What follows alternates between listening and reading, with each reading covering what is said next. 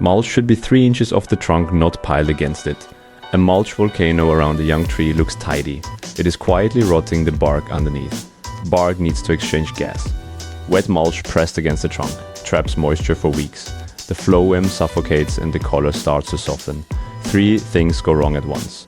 Rot from constant wet contact, rodents nesting inside the warm cone and chewing the bark hidden underneath, and an anaerobic core that turns sour and produces compounds that hurt living tissue.